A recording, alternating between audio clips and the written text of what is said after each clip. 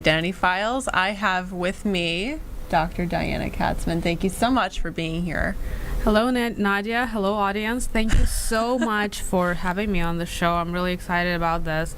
The only darkening, dampening thing is what I've heard on the news today and yesterday. It's a tragic event that took place in Manchester at the Ariana Grande concert. Here we are about to talk about the celebration of life and striving to prolong, extend, and beautify people's existence in the future. And at the same time, we're watching children, teenagers succumb to this absolute horror of a nightmare.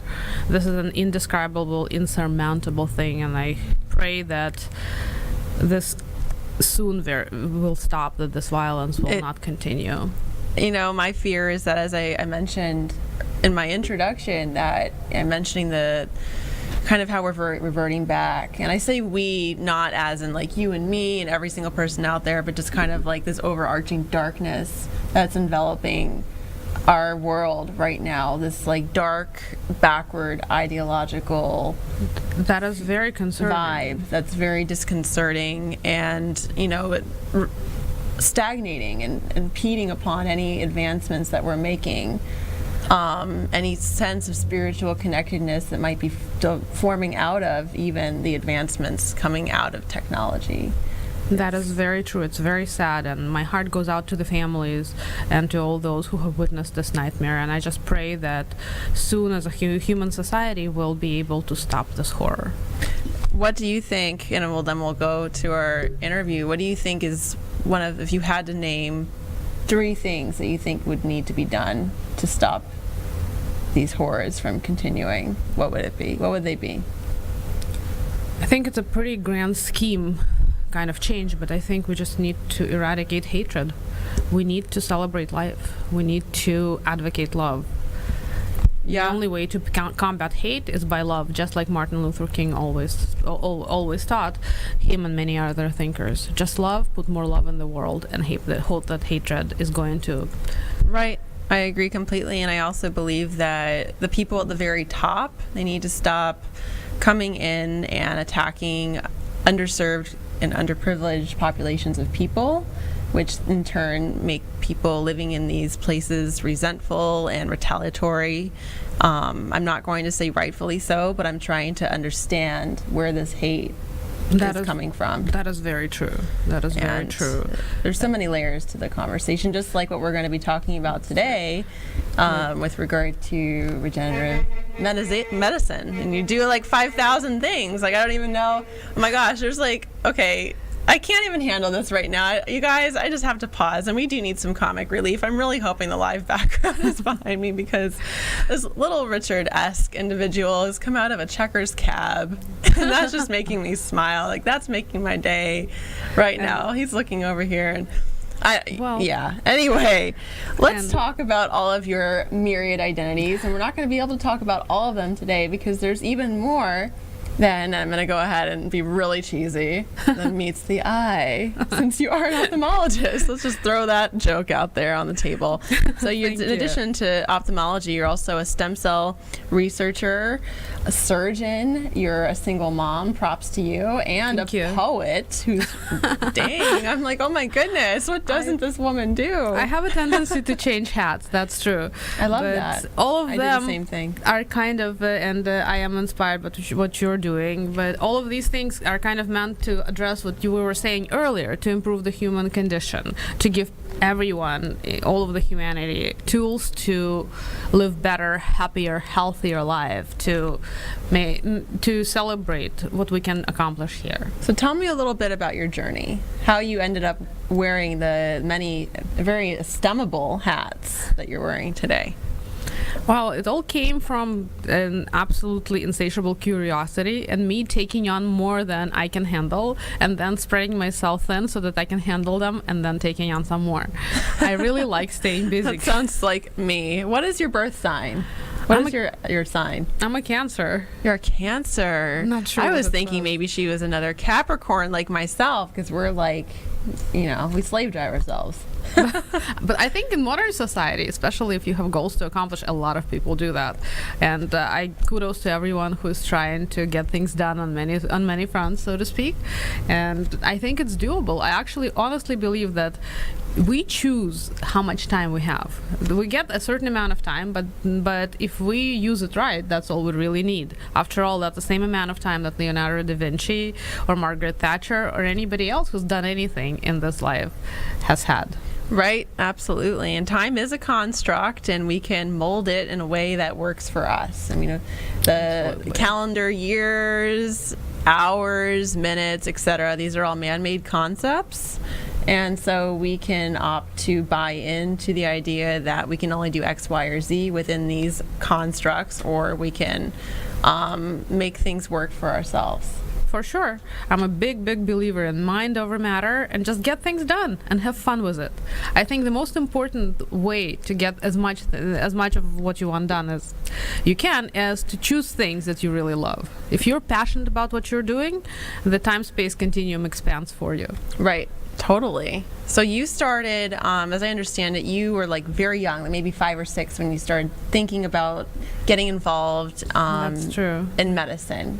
Can you tell me about your pathway to where you are now? So I had it easy in a way of choosing my life path. My grandmother was a doctor. She went to school during World War II.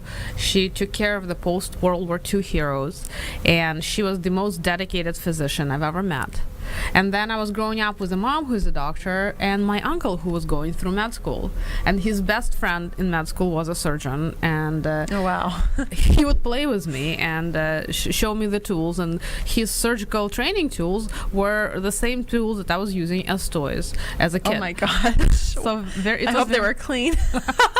No, coming to think of it, I'm trying not to think about it. Here you go. But it was a lot of fun, and the concept of just going in somewhere, doing X, Y, and Z, and fixing a person kind of set in my mind very early, and I thought it was just the coolest thing to do, to fix all the wrongs by surgery.